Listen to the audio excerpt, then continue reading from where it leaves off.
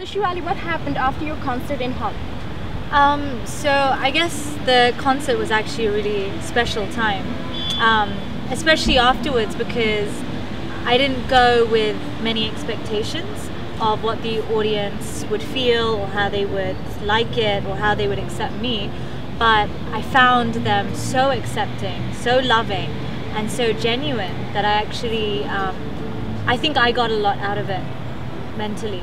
I mean, I was surprised by how touched they were, how much they connected with me, how much they understood my personality, and that was a big deal. And it just showed that even though there's a language barrier, and they speak Dutch and I speak English, there's devotion just connects you. It connects you, and that's what I felt. And after the concert, you came back. What kind of project did you follow up with?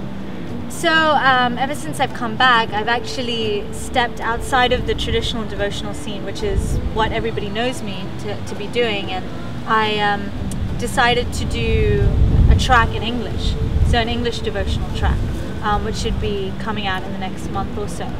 And that was written by me. It's still produced by Arjun, and it's very different, and it's about kind of attracting a wider audience into devotion and picking words that don't necessarily equate to any one religion, but resemble the ideology of moving upwards in life towards something greater, and also feeling that sense of grace on you always as a human being. You got a lot of attention and publicity because of your devotional songs, but that also had kind of like backfired in a way. What happened? I guess you're referring to Hari Sundar and JJ Radha. You know, there's a lot of confusion when it comes to bhajans, because a lot of us think that bhajans are universal, that they're accessible for anyone, and that if you're just singing the Lord's name, then you don't have a right, that you only can sing it in that way.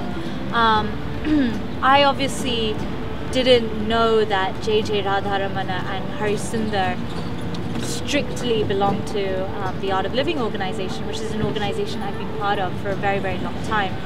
In fact, since around 2008. So what happened was Art of Living said that I could not sing these songs and that I should remove them.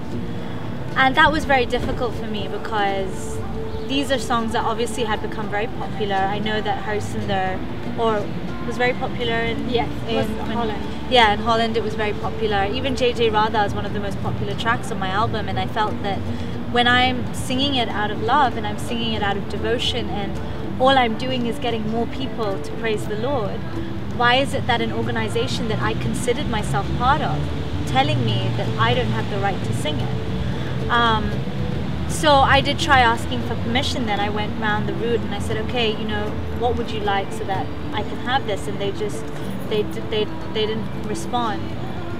Eventually I had a brief conversation with Sri Ravi Shankar, and through another Swamiji, and I ended up getting the permission, or at least he said that there's no issue in her singing the song. So I don't know what happened, but I found it really sad. I think I found it probably one of the saddest points in my musical career, because you would think that any organization would support a young girl.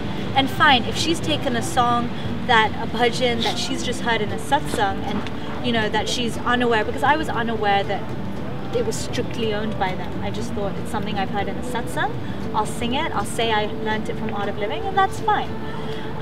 I thought they would have understood that, and they would have said, but you know what, she's singing it out of love anyway, so let her, because she's promoting Art of Living and she's promoting a relationship with the Lord, which surely is the most important part. And so there's a conflict of ideologies and thoughts there, and I found that extremely, extremely sad. It was difficult. Yeah. But of course you handled it. In your way you handled it, and you move forward. But what have you learned out of this experience? What I've learned is that ultimately you can only depend upon yourself for your own beliefs, because you can follow a certain path, but as you get engrossed in that path, you also see certain things that don't necessarily match the ideals that they're meant to represent, and that can be quite disheartening. And if someone's truly committed to a path and then they're suddenly got barriers in their face, it could lead them in a really bad direction. They could end up losing all of their faith. Luckily that hasn't occurred with me, but what it did teach me is that I need to be super careful about every bhajan I choose in case anyone turns around to say anything to me. And also I realized that my idea of devotion and my idea of how we should be with one another is vastly different to other people. Whatever is in your nature, your swabhav, for you to do that, because you will never feel happiness doing anything else. And the world is a difficult place as it is, and if you're going against your own self, it's going to be really, really hard.